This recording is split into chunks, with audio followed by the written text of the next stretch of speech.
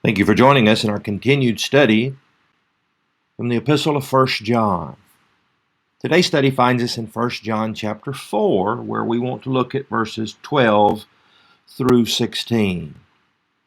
John has been addressing a false doctrine that was prevalent in his day, and John does not mince words. He's called this false doctrine a lie, and those who perpetrate it, liars. And he has labeled them as Antichrist. That is, they don't believe that Jesus is the Christ, or that Christ has come in the flesh in the person of Jesus Christ. They believe that you could practice sin with impunity. They are not loving of their brethren and their fellow men. These are the identifying marks of these false teachers. And so it would stand to reason that the opposite of each one of those points would be a way to identify and distinguish the true people of God from these false teachers.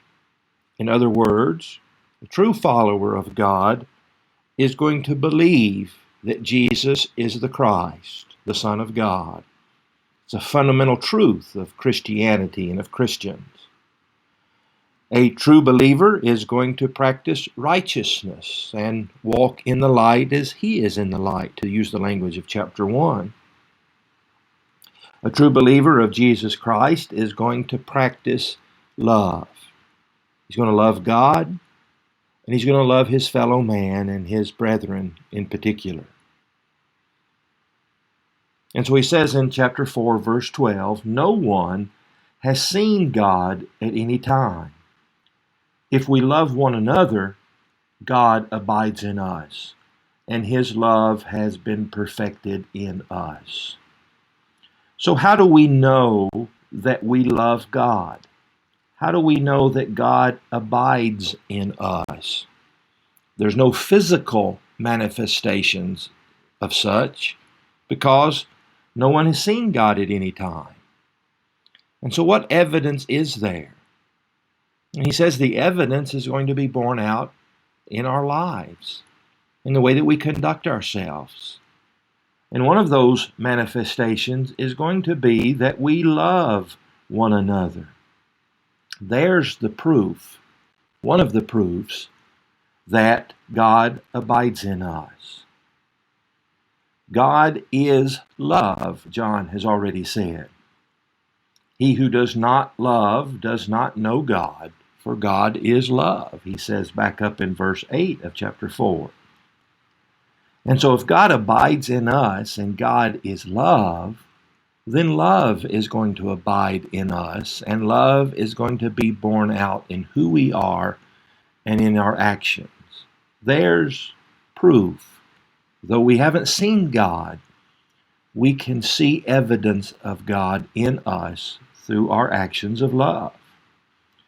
By this we know, although we haven't seen him, we know that we abide in him and he in us.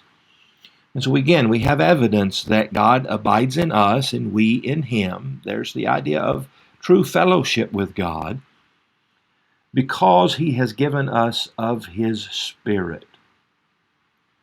We have the Spirit of God within us, the Spirit of love, a spirit of charity and of generosity, of kindness and forbearance and even forgiveness that lives within us. And that is proof that God abides in us and we in God. Verse 14, and we have seen and testify that the Father has sent the Son as Savior of the world. Now earlier he uses the term we, I think in an all-inclusive way.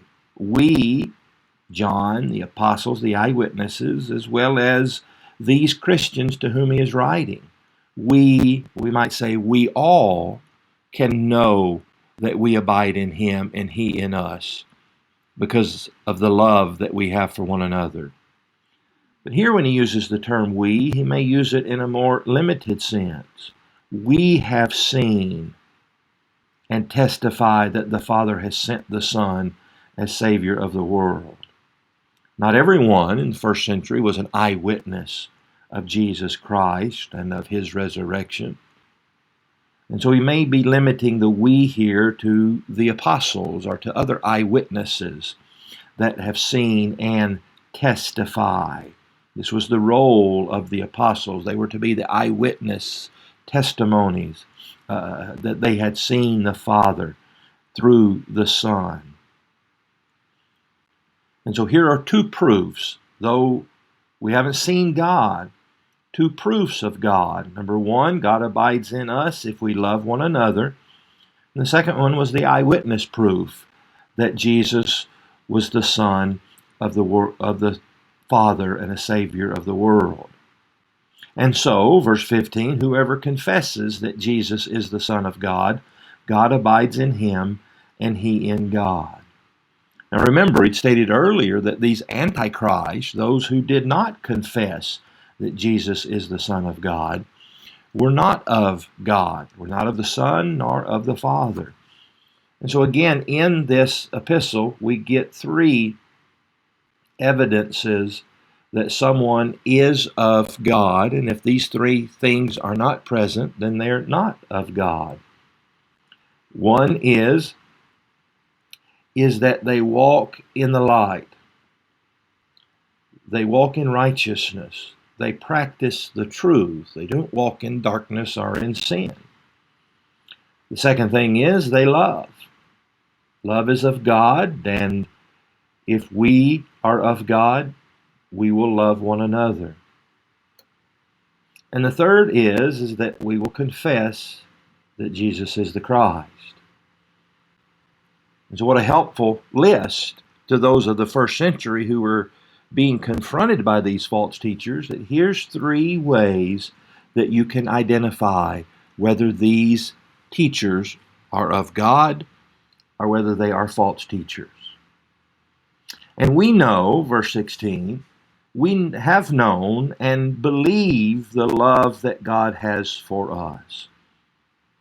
God is love, and he who abides in love abides in God, and God in him. We love because God has first loved us. We've known, again, I believe this is the all-inclusive we, the apostles, but also the recipients of this letter, that we have known and believed the love that God has for us. We haven't seen God. We haven't even seen the Son who was sent into the world. They had, but we haven't. But we have known and believed the love that God has for us. We have the eyewitness testimony of the apostles, and so we can confess that Jesus is the Christ. We walk in the light. We have God abiding in us, and we in God because we love one another. And so we've known and believed the love that God has for us. And we love one another in the same fashion. And so again, it's self-examination time. What about these three attributes that he says will be true of those who have God abiding in them and they in God? Do you walk in the light as he is in the light? Do you truly love your brother as God has loved you? And if you confess that Jesus is the Son of God,